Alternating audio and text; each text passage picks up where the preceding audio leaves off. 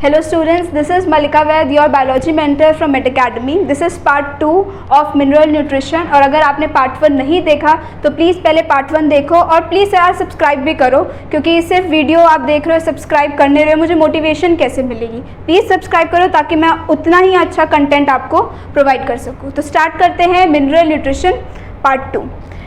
पहले जितना भी हमने पढ़ा, व्हाट वी डिस्कस्ड अबाउट कि न्यूट्रिएंट्स कितने प्रेजेंट हैं, अगर वो न्यूट्रिएंट्स नहीं है तो डेफिशिएंसी न्यूट्रिएंट्स की कौन कौन सी चीज़ें, डेफिशिएंसी कैसे होगी, सिम्टम्स क्या हैं, ये सारी चीज़ें हमने पढ़ी, राइट। अब हम पढ़ेंगे कि जितने भी न्यूट्रिएंट्स सॉइल में थे, सारे जो न्यूट्रिएंट्स हैं वो रूट्स में कैसे आते हैं। पहली बात तो सॉइल में कैसे पहुंचते कैसे हैं न्यूट्रिएंट्स, उसके बाद रूट्स में कैसे आ पाते हैं, वो भी एक क्वेश्चन है ना। तो बात करते हैं पहले सॉइल में न्यूट्रिएंट्स, जितने भी फॉस्फोरस है, सल्फर, जितने भी न्यूट्रिएंट्स हमने पढ़े, सॉइल में कैसे न्यूट्रिएंट्स पहुंचते हैं। ये भी सोचने वाली बात है कि सॉइल में किस तरीके से आता है। तो सॉइल में कैसे आता है, पहले तो आता है सॉइल में रॉक्स में प्रेजेंट होते हैं ये न्यूट्रिएंट्स, ठीक है। तो अलग अलग वेज में एटमॉस्फेरिक नाइट्रोजन से एटमॉस्फेयर में भी थोड़ा प्रेजेंट होता है, रॉक्स में जैसे फॉस्फोरस साइकिल भी स्टडीड, तो ये सारी चीज़ें रॉक्स में होती हैं। तो रॉक से क्या होगा, वेदरिंग प्रोसेस याद है, पढ़ा था हमने। तो रॉक से क्या होगा, रॉक्स में वेदरिंग प्रोसेस की वजह से लाइटनिंग होगी, ब्रेकडाउन हो जाएगा पूरा रॉक पार्ट, एकदम ब्रेक बीच में से हो जाएगा। तो रॉक्स में वेदरिंग की वजह से व्हाट विल हैपन, वेदरिंग की वजह से सॉइल में कन्वर्ट हो जाएंगे रॉक्स, है ना। तो सॉइल में कन्वर्ट हो गए, अब न्यूट्रिएंट जो थे रॉक से सॉइल में पहुंच गए। तो ये तो प्रोसेस था कि कैसे जितने भी न्यूट्रिएंट हैं वो सारे कैसे सॉइल में पहुंचे। अब नेक्स्ट क्वेश्चन आता है कि अब सॉइल में पहुंच गए न्यूट्रिएंट्स, अब वो कैसे रूट्स में पहुंच रहे हैं, राइट। क्योंकि ये पूरा अगर देखा जाए तो ये पूरा सॉइल का पार्ट है और इसके नीचे रूट्स हैं, है ना। तो ये वाला सॉइल का पार्ट है और ये रूट्स हैं। पहली बात तो थी कि रूट से सॉइल में, रॉक से सॉइल में कैसे न्यूट्रिएंट्स पहुंचते हैं, दैट वी डिस्कस। वेदरिंग की वजह से ब्रेकडाउन हुआ रॉक्स का, स्मॉल पार्टिकल्स बने, उससे सॉइल बन गई। अब रॉक्स में भी तो न्यूट्रिएंट्स हैं, तो न्यूट्रिएंट्स अगर रॉक्स में भी हैं तो सॉइल में ऑफ कोर्स ये बात अपने आप वो चले जाएंगे। अब बात करते हैं कि सॉइल से रूट्स में कैसे गया। अगर लास्ट चैप्टर जो हमने डिस्कस किया उसमें याद हो, आयंस जो भी थे, न्यूट्रिएंट्स कैसे एब्जॉर्ब होते हैं सॉइल में, इन द फॉर्म ऑफ आयंस, सारा हमने पढ़ा ना पार्ट 1 में कि कैसे न्यूट्रिएंट्स थे सारे के सारे एब्जॉर्ब्ड हो गए, अलग मतलब आयंस की फॉर्म में एब्जॉर्ब्ड हो गए। अब सॉइल में आयंस हैं, ये सारे न्यूट्रिएंट आयंस प्रेजेंट हैं, ये अब रूट्स में कैसे जाएंगे। ऐसे नहीं कि डायरेक्टली अपने आप ही चले जाएंगे, एब्जॉर्प्शन हो जाएगी, नो, ऐसे नहीं होगा। दो तरीके होते हैं, दो पाथवेज होते हैं, ट्रांसपोर्ट ही हम बोलेंगे। एक तो हो गया क्या, first is your active transport and another is passive transport.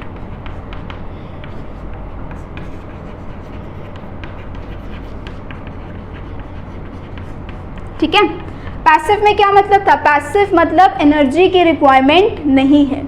तो उस पाथवे में क्या होगा, एपोप्लास्ट पाथवे याद है, we studied in the last chapter. Apoplast में क्या था, आउटर लेयर, जो सेल वॉल थी उसकी आउटर लेयर में वाटर, सारा आयंस ट्रांसपोर्ट हो रहे थे। तो that pathway is your passive transport. क्यों, क्योंकि उसमें एनर्जी की ज़रूरत नहीं होती है, सिंपली सेल वॉल से वो पूरा का पूरा आगे ट्रांसपोर्ट पेरिसाइकल में, कॉर्टेक्स में हो जाएगा।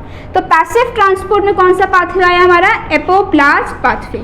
अगर नहीं याद एपोप्लास्ट पाथवे तो ये चैप्टर डिस्कस्ड हो चुका है, उसमें एपोप्लास्ट ट्रांसपोर्ट ऑफ वाटर, उसमें एपोप्लास्ट पाथवे और सिम्प्लास्ट पाथवे दोनों ही डिस्कस्ड हुए हैं। तो इसमें क्या होगा, एपोप्लास्ट पाथवे में क्या होगा, passive transport, that means no ATP और no energy expenditure is required in this passive transport, right. फिर दूसरा आता है हमारा एक्टिव ट्रांसपोर्ट। एक्टिव में क्या हो रहा था, एनर्जी की रिक्वायरमेंट हो रही थी, तो एक्टिव में एनर्जी की एनर्जी चाहिए होती है। एपोप्लास्ट पाथवे था, तो दूसरा कौन सा पाथवे था जिसमें सेल वॉल के अंदर ही वाटर, सारा जैसे पूरा सेल है, साइटोप्लाज्म, प्रोटोप्लाज्म, उसके अंदर ही पूरा वाटर ट्रांसपोर्ट हो रहा है, एक पाथवे था ना। एपोप्लास्ट क्या था, सेल वॉल से ट्रांसपोर्ट करवाना, सेल वॉल से आयंस, वाटर, ये सब आगे हमारे पेरिसाइकल कॉर्टेक्स में चले गए। अब एक्टिव ट्रांसपोर्ट में कौन सा पाथवे था? That was your symplast pathway, था ना सिम्प्लास्ट पाथवे। उसमें क्या था? साइटोप्लाज्म में सेल के अंदर से जो पूरा वाटर है, वाटर के साथ साथ क्या होंगे? आयंस भी, क्योंकि मेन जो हम चैप्टर पढ़ रहे हैं वो क्या पढ़ रहे हैं? आयंस के बारे में ही पढ़ रहे हैं, सारे न्यूट्रिएंट्स के बारे में we are studying right now. तो इसमें क्या होगा? सिम्प्लास्ट पाथवे होगा जिसमें सेल साइटोप्लाज्म के अंदर से ही पूरे आयंस ट्रांसपोर्ट होंगे। तो ये तो हमने बात कर ली एब्जॉर्प्शन की, कैसे रॉक्स में सारे मिनरल्स थे, रॉक्स में सारे न्यूट्रिएंट्स थे। उसके बाद कैसे वो सारे न्यूट्रिएंट्स रॉक से सॉइल में जाएंगे, समझ आया? देन सॉइल में जाने के बाद वो कैसे आगे रूट्स में पहुंचेंगे।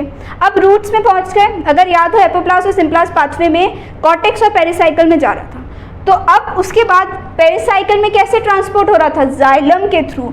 सो they are translocated by xylem vessels, ठीक है। अब जाइलम वेसल्स में जाने के बाद आगे पूरे आयंस पहुंच जाएंगे। तो ये तो हो गया absorption of nutrients in the soil. अब एक बहुत ही इंपॉर्टेंट साइकिल है, that is your nitrogen cycle. कैसे नाइट्रोजन एब्जॉर्ब होगा प्लांट्स में, कैसे वो प्रॉपरली साइकिल में काम आएगा, नोड्यूल्स बनेंगे। Very important part regarding to your NEET point of view, बहुत इंपॉर्टेंट टॉपिक है मिनरल न्यूट्रिशन का। ये तो सारा था जस्ट थोड़ा लर्निंग, याद रखना कि क्या क्या फंक्शन है, कैसे एब्जॉर्प्शन होती है।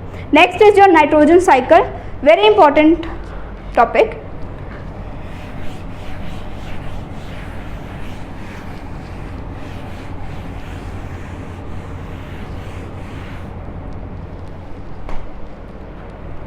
ओके, तो नाइट्रोजन साइकिल में हम ऑफ कोर्स से बात है नाइट्रोजन के बारे में ही पढ़ेंगे, क्योंकि हमने पहले चैप्टर्स में we studied about carbon cycle, phosphorus cycle. उसमें गैसियस साइकिल और सेडिमेंट्री साइकिल, दो टाइप्स की साइकिल होती है, राइट। तो नाइट्रोजन साइकिल में किस टाइप की साइकिल हो गई? गैसियस साइकिल, क्योंकि रिजर्वॉयर जिसमें हम सेव कर पाते हैं कोई भी चीज़ को आगे के यूज़ के लिए इकट्ठा कर पाते हैं, राइट। उससे क्या बोलते हैं कि हम रिजर्वॉयर बोलते हैं। तो नाइट्रोजन साइकिल में गैसियस साइकिल ही आएगी। अब बात करते हैं नाइट्रोजन का क्या क्या फंक्शन था। In the part 1 we have discussed about each and every macronutrients role, right. सारे मैक्रोन्यूट्रिएंट्स के जितने भी फंक्शंस थे हमने सब पढ़े। अब नाइट्रोजन का क्या फंक्शन था? प्रोटीन्स की सिंथेसिस करवाना, सारे विटामिन्स, हार्मोन्स, ये सब सिंथेसिस होना। मेजर पार्ट जो प्लांट्स में होता है, मेजरली जितना भी हाई अमाउंट में नेक्स्ट टू कार्बन जितना हाई अमाउंट वो नाइट्रोजन का ही होता है, राइट। तो अब नाइट्रोजन ना डायरेक्टली एब्जॉर्ब नहीं कर सकते, जैसे मैक्रोन्यूट्रिएंट्स में हमने पढ़ा that macronutrients are absorb by the process of different forms of ions, ये पढ़ा था। अब नाइट्रोजन भी, एटमॉस्फेरिक नाइट्रोजन जो होगा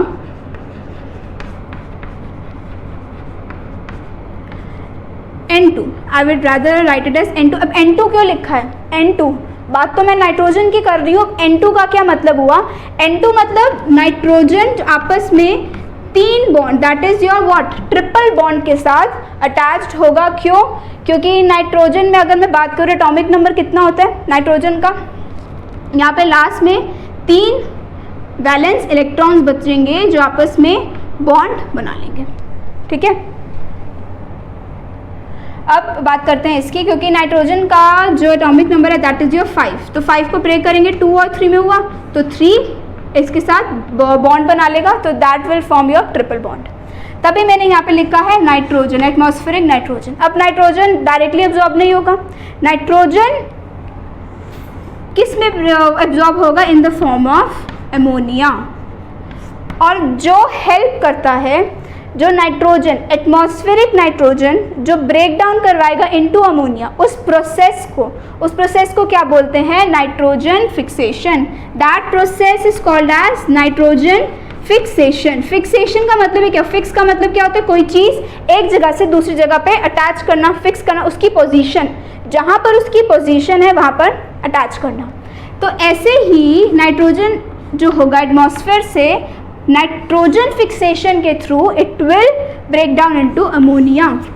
अब अमोनिया क्या करेगा? अमोनिया जैसे हमने पढ़ा था ना, 2 आयंस के फॉर्म्स थे, नाइट्राइट आयन था और एक कौन सा आयन था? Nitrate ion, right. तो ammonia will break down into nitrite. याद है nitrite is NO2 minus and nitrite will further break down into nitrate. याद है नाइट्राइट से किस में वो ब्रेक डाउन हो रहा था, नाइट्रेट में ब्रेक डाउन हो रहा था। कुछ बैक्टीरियाज प्रोकैरियोट्स भी इसमें काम आते हैं, जैसे अमोनिया नाइट्राइट में ब्रेक हो रहा है तो होंगे नाइट्रोसोमोनास। ये नाम याद रखने हैं, बहुत ही इंपॉर्टेंट है। पेपर में डायरेक्ट ऐसे क्वेश्चंस पूछे जाते हैं कि कौन सा बैक्टीरिया रिस्पॉन्सिबल है अमोनिया से नाइट्राइट में कन्वर्जन के लिए, राइट। तो इसमें क्या होगा, नाइट्रोसोमोनास एंड नाइट्रोकोकस, ये दो ऐसे हैं जो क्या करेंगे, नाइट्रोजन को सॉरी अमोनिया को नाइट्राइट में ब्रेक कर देंगे। अब नाइट्राइट है वो भी तो किसी बैक्टीरिया के थ्रू ब्रेक हो, अपने आप तो वो हो नहीं जाएगा, क्योंकि अमोनिया भी तो किसी थ्रू ही ब्रेक हो रहा था ना नाइट्राइट में। तो इसमें भी नाइट्रोबैक्टर के through nitrite will break down into nitrate. और इस पूरे प्रोसेस को, ये जो पूरा प्रोसेस है ना, इस प्रोसेस को we call it as nitrification या निट्रिफिकेशन, ठीक है। ये पूरा अब सिर्फ ना देखो, अब जो नाइट्रोजन फिक्सेशन हुई वो 3 फॉर्म से हो सकती है। It can be biological, it can be your electrical, it can B industrial.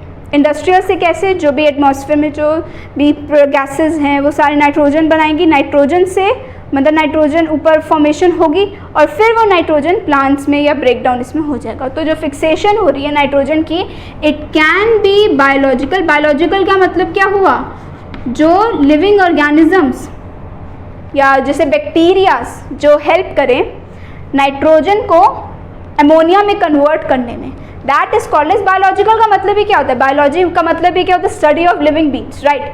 Biology, अब बायोलॉजिकल का मतलब क्या हुआ, जो ऐसे ऑर्गेनिजम्स जो क्या कर पाए, बैक्टीरियाज जो नाइट्रोजन को अमोनिया में ब्रेक करते हैं, राइट। तो it can be biological, industrial और it can be electrical. Electricity की वजह, मतलब जैसे थंडर स्टॉर्म हुआ, आंधी तूफान बहुत आया, लाइटनिंग हुई, उसकी वजह से क्या होगा, नाइट्रोजन अपने आप ही खुद ब खुद ही, किसी बैक्टीरिया की वजह से नहीं, अपने आप ही वो ब्रेक डाउन हो गया इनटू अमोनिया, राइट। तो ये सो हो गए इसके वेज। निट्रिफिकेशन समझ आया कि क्या मतलब है, अमोनिया से नाइट्राइट में कन्वर्ट होना। अब क्या होगा, कुछ केसेस में, या वैसे भी साइकिल है पूरी, नाइट्रेट जो ये बना है प्लांट्स एब्जॉर्ब करते हैं, जैसे हमने पार्ट 1 में पढ़ा, that what we discuss, that plants absorb it. अब ये नाइट्रेट एब्जॉर्ब हो जाएंगे, अपटेक होगा बाय प्लांट्स, प्लांट्स में अपटेक होगा।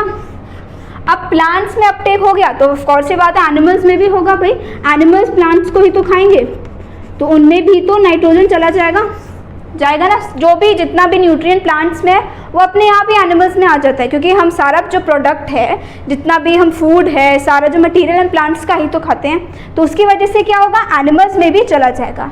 अब इनका जो डिकेइंग मैटर है, डिकेइंग बायोमास है, डिकेइंग जो भी डेड मटेरियल है, जो भी अब ये इनकी अगर डेथ हो गई या वेस्ट मटेरियल, कोई भी अलग अलग टाइप का जितना भी है वो सारा किस में आगे चला जाएगा, into convert into this your ammonia, ammonia में चला जाएगा, right. And this process is called as ammonification.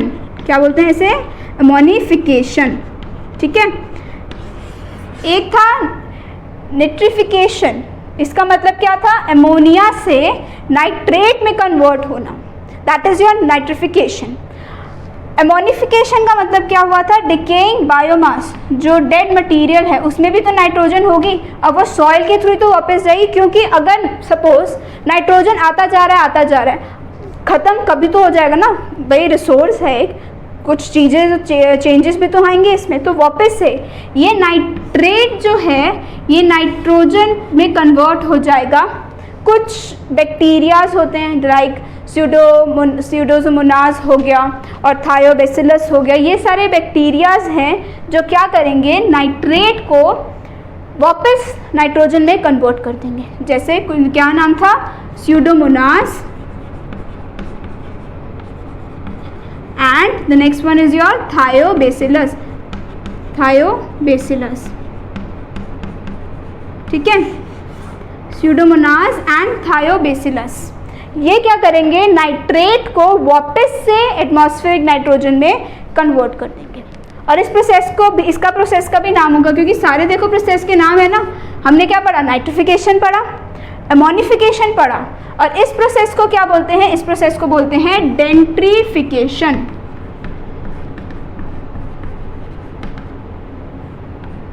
ठीक है, इस प्रोसेस को क्या नाम दिया, डेंट्रिफिकेशन, राइट। तो ये 3 प्रोसेस हो गए, नाइट्रिफिकेशन, एमोनिफिकेशन एंड डेंट्रिफिकेशन, राइट। तो ये पूरी अब साइकिल देखो चलती जाएगी। नाइट्रोजन एटमॉस्फेयर से बना, वो इसमें ब्रेक हुआ अमोनिया में, फिर अमोनिया से क्या बना, नाइट्राइट बना, देन क्या बना, वो नाइट्रेट बना, राइट। और उसके बाद ये सारा प्रोसेस चलता जाएगा, राइट। अब कुछ बैक्टीरिया, जैसे हमने नाम इसमें पढ़े, कुछ बैक्टीरियाज थे जो ये काम कर रहे थे। अब कुछ ऐसे होते हैं जो प्लांट्स, कुछ ऐसे प्लांट्स होते हैं जो खुद ही एटमॉस्फेयर में नाइट्रोजन आया, सॉइल में आया, सॉइल से वो क्या करेंगे, अपने आप ही वो पूरा का पूरा प्रोसेस नाइट्रोजन को ले लेंगे। वो ऐसे बैक्टीरियाज जो क्या करते हैं, डायरेक्टली वो ले लेंगे, तो वो क्या होते हैं, फ्री लिविंग बैक्टीरियाज, जो सिर्फ क्या कर रहे हैं, वो डायरेक्ट अमोनिया को या नाइट्रोजन को ब्रेक कर रहे हैं नाइट्राइट में। वो फिर क्या करेंगे, ऐसे छोड़ देंगे, ये मतलब ये काम करते हैं, यहाँ तक का वो काम कर रहे हैं। फिर वो बाद में क्या करें, वो प्लांट्स तक पहुँचाने की ज़रूरत नहीं है, उनमें इतनी मेहनत नहीं कि वो प्लांट्स तक पहुँचाएंगे। वो क्या करेंगे, वो प्लांट्स को बोलेंगे कि तुम खुद अपना ले लो, मैंने तुम्हारे लिए इतना काम कर दिया है, बाकी का काम तुम खुद कर लो। तो इस टाइप के बैक्टीरियाज जो ऐसा काम करते हो, that bacterias are called as free living bacterias. नाम से पता चले ना, वो फ्री लिविंग, वो किसी पे डिपेंडेंट नहीं है, वो उनका ये काम नहीं है कि आगे तक पूरा नाइट्रोजन प्लांट्स में पूरा अंदर देना, वो काम नहीं है। तो इस बैक्टीरियाज को क्या बोलते हैं, फ्री लिविंग। और एक होता है सिम्बायोटिक, जो प्रॉपरली ब्रेक भी करेंगे और प्लांट्स के अंदर नाइट्रोजन पूरा प्रोवाइड करवाएंगे ताकि ग्रोथ हो पाए, वो काम भी करेंगे। तो उस टाइप के बैक्टीरियाज को क्या बोलते हैं, सिम्बायोटिक बैक्टीरिया। पूरा डिटेल में पढ़ेंगे, तो पहले हम फ्री लिविंग के बारे में बात कर लेते हैं। कुछ फ्री लिविंग होते हैं एनारोबिक, जिनमें ऑक्सीजन नहीं चाहिए होती, राइट। एनारोबिक का मतलब क्या होता है, जिनको ऑक्सीजन नहीं चाहिए होती है। तो कुछ फ्री लिविंग एनारोबिक हो गए, नाम याद रखने हैं, एजोटोबैक्टर, एजोटोबैक्टर, और एक और है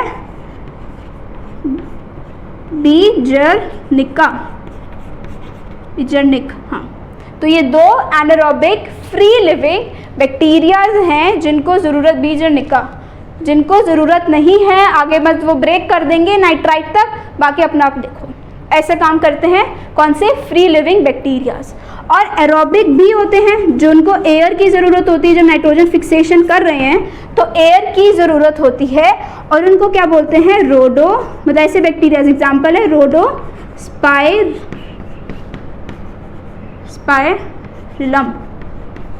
रोडोस्पाइरिलम।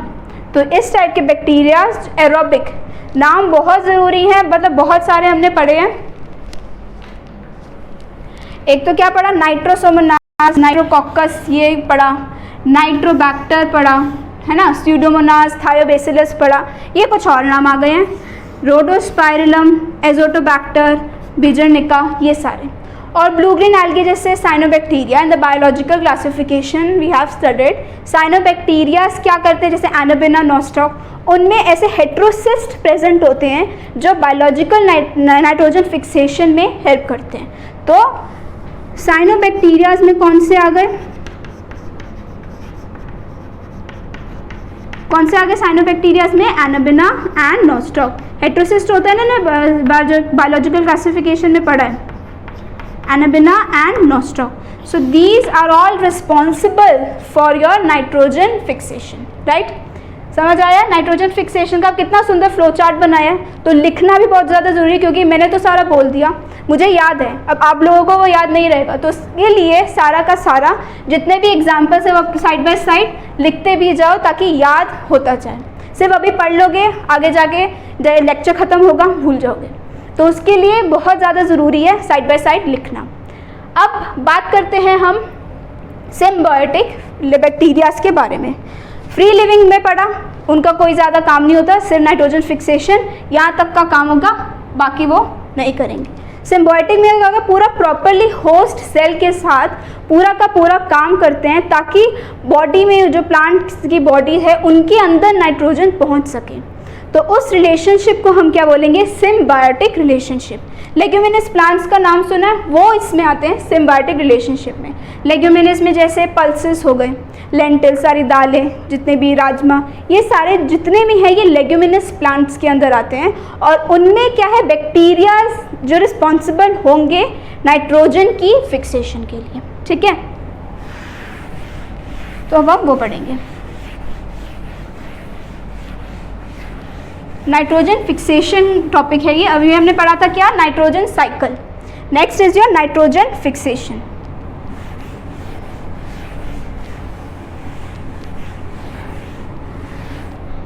ओके, उस रिलेशनशिप को क्या बोलेंगे हम, लेग्यूम बैक्टीरिया रिलेशनशिप।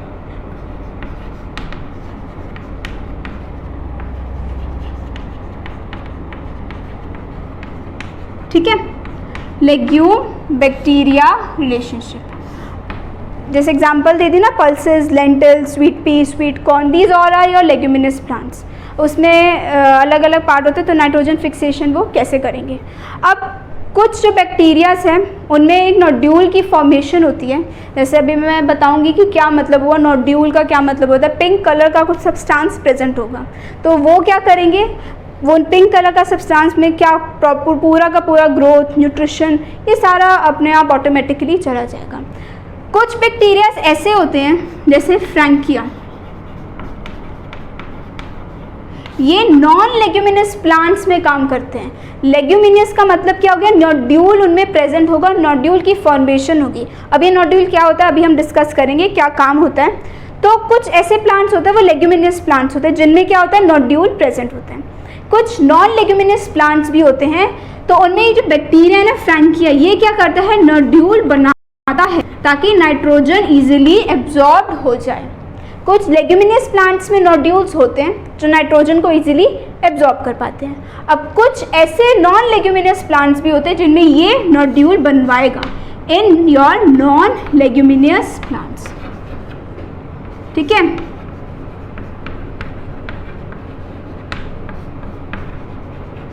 अब कैसे होती है ये जो बैक्टीरियाज हैं, अलग अलग सिम्बायोटिक रिलेशनशिप जो शो करते हैं, इनमें किस टाइप से नाइट्रोजन फिक्सेशन कैसे हो पाती है, क्या प्रोसेस है जिसकी वजह से ये पूरी नाइट्रोजन फिक्सेशन होगी।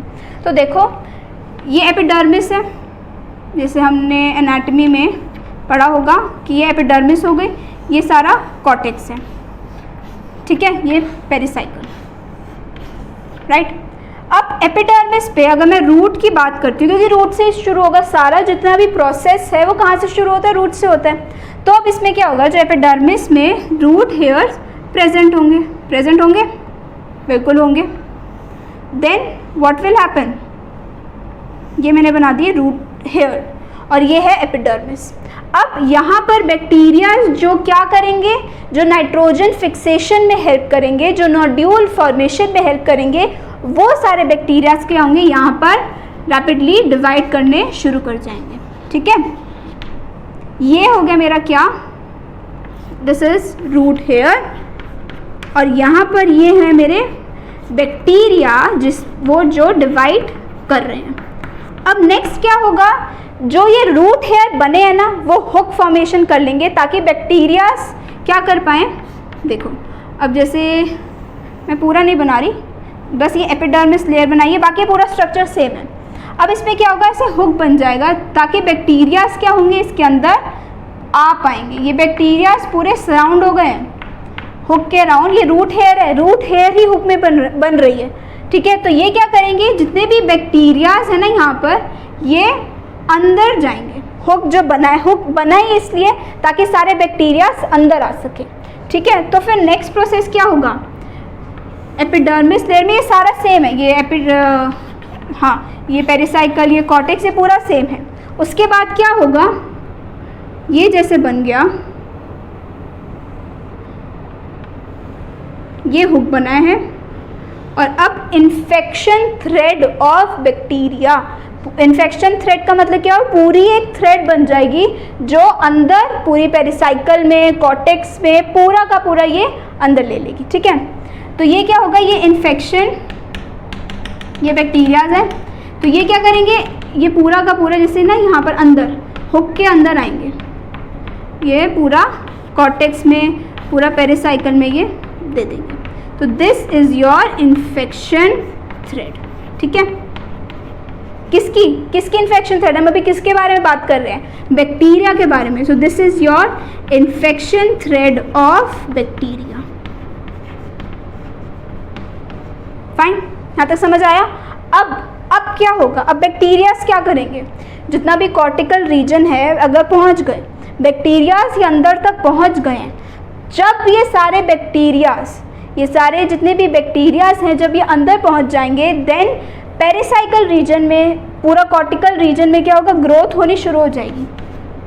क्या बनेगा, कॉर्टेक्स, पेरिसाइकल की जो लेयर्स हैं, जो सेल्स हैं, दे विल ग्रो, और उसके साथ साथ क्या बनेगा, नोड्यूल फॉर्मेशन होती जाएगी।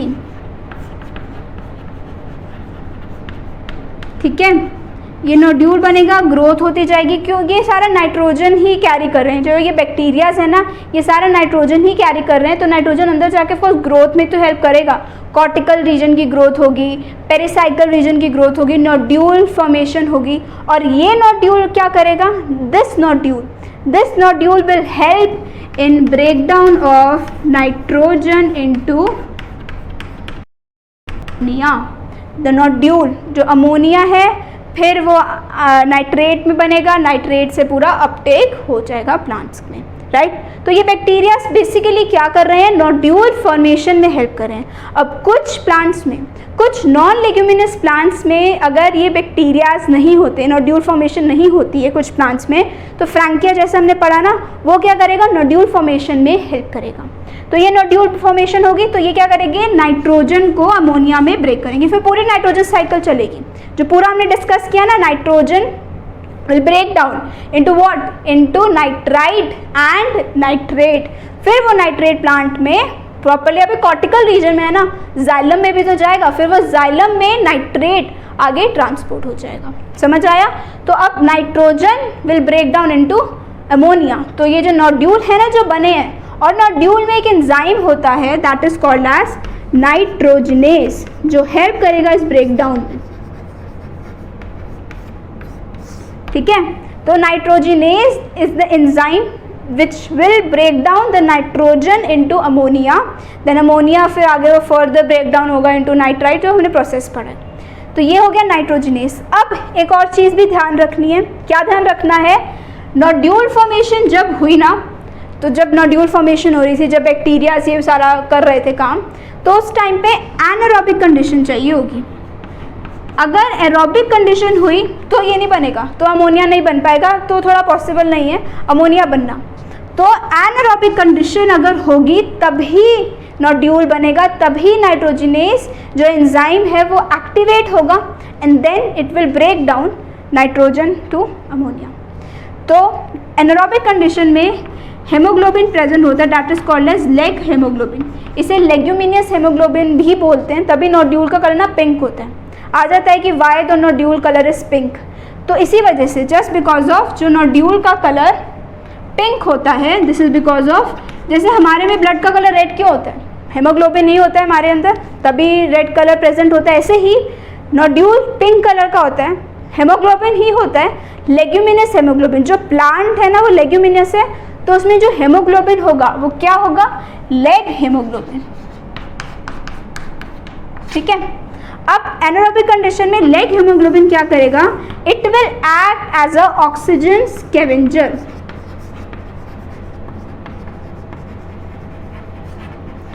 Now what is the meaning of oxygen scavenger. Scavenger का मतलब क्या हुआ, सारा जितना भी ऑक्सीजन है उसको अलग करना या इंगल्फ कर लेना ऑक्सीजन को, ताकि ऑक्सीजन आगे नोड्यूल में ना मिले। नाइट्रोजनेज एंजाइम जो प्रेजेंट है उसमें ऑक्सीजन ना मिले, स्कैवेंजर सारा खा लेना एक तरीके से पूरा का पूरा। तो लेग हीमोग्लोबिन का 2 काम हो गए ना। एक क्या था, नोड्यूल को पिंक कलर प्रोवाइड करना, और दूसरा क्या काम था, लेग हीमोग्लोबिन ऑक्सीजन स्कैवेंजर की तरह भी काम करता है जो एनारोबिक कंडीशन प्रोवाइड कर सके। ठीक है, तो ये पूरा साइकिल था कि कैसे नाइट्रोजन जो बैक्टीरियाज हैं लेग्यूमिनस प्लांट्स में, कैसे बैक्टीरियाज लेग्यूमिनस प्लांट्स में हेल्प करते हैं कि पूरा नाइट्रोजन प्रॉपरली जो नोड्यूल फॉर्मेशन है हो सके। नोड्यूल फॉर्मेशन फिर आगे नाइट्रोजन से अमोनिया बनाएगा और साइकिल नाइट्रोजन की चलती जाएगी। और इस पूरे प्रोसेस में it is very energy expenditure process, बहुत ज़्यादा एनर्जी इस प्रोसेस में चाहिए होती है। अप्रॉक्सीमेटली 8 ATPs यूज़ होती है इस प्रोसेस में। तो सोच रहे कितनी एनर्जी चाहिए होती है इस प्रोसेस में प्लांट्स को। और ये कहाँ से आती है, कहीं ना कहीं तो कोई सोर्स होगा ना जिसके थ्रू ये सारा का सारा आ सकेगा, राइट। तो ये आता है हमारा रेस्पिरेशन से, जो होस्ट सेल, ये जो पूरा प्लांट है जो रेस्पायर करेगा, so the energy will come from the respiration of host cell, right. तो ये पूरा प्रोसेस होता है। तो ये आई होप ये पूरा का पूरा जो लेग्यूम रिलेशनशिप है समझ आया। अब बात करते हैं कि कुछ प्लांट्स ना ऐसे भी होते हैं जिनमें ammonia is quite toxic. Ammonia directly वो एब्जॉर्ब नहीं करते हैं, तो अमोनिया किस में ब्रेक डाउन हो जाएगा, अमोनिया फिर अमाइनो एसिड्स में ब्रेक होगा और फिर वो अमाइनो एसिड आगे प्लांट यूज़ कर सकेंगे, राइट। क्योंकि डायरेक्टली, क्योंकि पढ़ा भी है इन एक्सक्रीशन कि अगर एनिमल्स के लिए अमोनिया इतना टॉक्सिक है, डायरेक्टली अमोनिया एक्सक्रीट नहीं हो पाता एनिमल्स में, तो how will it happen in plants, कैसे प्लांट्स में ये एब्जॉर्ब होगा, कैसे पूरा एब्जॉर्ब कर पाएगा। तो ammonia what will happen, ammonia will break down into amino acid. तो फेट ऑफ अमोनिया भी है जिसमें क्या होगा, अमोनिया कैसे ब्रेक डाउन होता है, कैसे अमाइनो एसिड में कन्वर्जन होती है, और वो प्लांट्स उस पर्टिकुलर जो कन्वर्जन हुई है उस अमाइनो एसिड की जो कन्वर्जन हुई है, how it will take, right. तो हम बात करेंगे फेट ऑफ अमोनिया।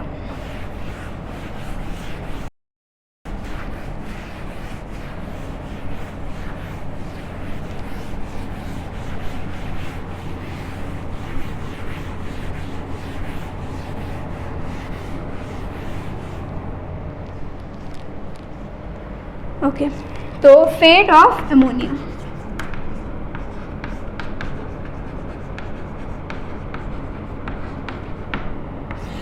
तो अमोनिया ना, एक तो ध्यान रखना है कि अमोनिया प्रोटोनेटेड फॉर्म है, अमोनियम आयंस में काम करता है, डायरेक्टली अमोनिया में काम नहीं करेगा।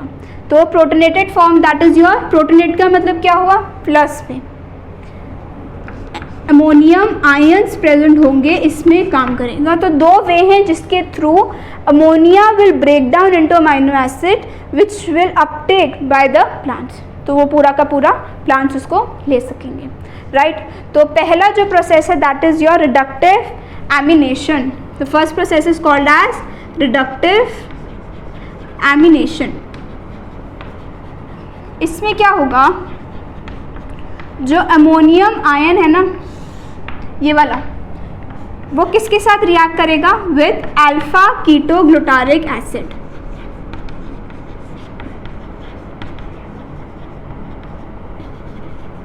ठीक है, प्लस एनर्जी भी तो चाहिए, NADPH, और फिर क्या कन्वर्जन हो जाएगी उसकी, दिस विल फॉर्म ग्लूटामेट या glutamic acid plus water plus NADP, और एंजाइम भी होगा। इन सब चीज़ों में ना जो भी रिएक्शंस होती हैं, एंजाइम इज़ वेरी इंपॉर्टेंट, बहुत इंपॉर्टेंट रोल प्ले करता है। तो इसमें कौन सा एंजाइम होगा, ग्लूटामेट डी। अब देखो डिहाइड्रोजनेज, जैसे हम अभी रेस्पिरेशन भी पढ़ेंगे कि जहाँ पर भी NADPH जहाँ पर भी रिड्यूस्ड हो रहा है इनटू NADP, तो उसमें एंजाइम कौन सा होगा, डिहाइड्रोजनेज। ठीक है, तो ये हो गया। अब देखो इसमें देखा जो अमोनियम आयन था वो किस में ब्रेक हो रहा था, इनटू ग्लूटामेट, राइट। दूसरा एक और होता है that is called as transamination. इसमें क्या होगा, ट्रांस एमिनेशन में ट्रांसफ़र, किसका ट्रांसफ़र, जो अमाइनो ग्रुप जो प्रेजेंट है, जो अमोनिया ग्रुप जो प्रेजेंट होगा एक अमाइनो एसिड पे, वो दूसरे में कन्वर्ट हो जाएगा। तो this process is called as transamination. तो इसमें क्या होगा, एक अमाइनो ग्रुप है जिसके पास अमोनिया आयन प्रेजेंट है, राइट। दूसरा ग्रुप है जिसके पास अमोनिया आयन नहीं है,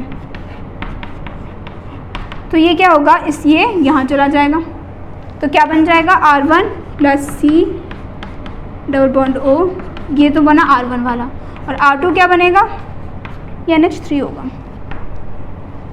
CHNH3CO, राइट। तो ये प्रोसेस क्या हुआ, एक अमाइनो एसिड से जो अमोनिया था वो किस में कन्वर्ट हो गया, दूसरे अमाइनो एसिड में चला गया। तो this process is called as transamination. और जो दो अमाइड्स हैं, अमाइड्स क्या होते हैं, जिनमें नाइट्रोजन का जो कंटेंट है वो ज़्यादा होगा, और अगर नाइट्रोजन उस अमाइड में, उस अमाइनो एसिड के ग्रुप में जिसमें नाइट्रोजन कंटेंट ज़्यादा है, that is called as your amide, जिसमें नाइट्रोजन कंटेंट क्या होगी, ज़्यादा होगी।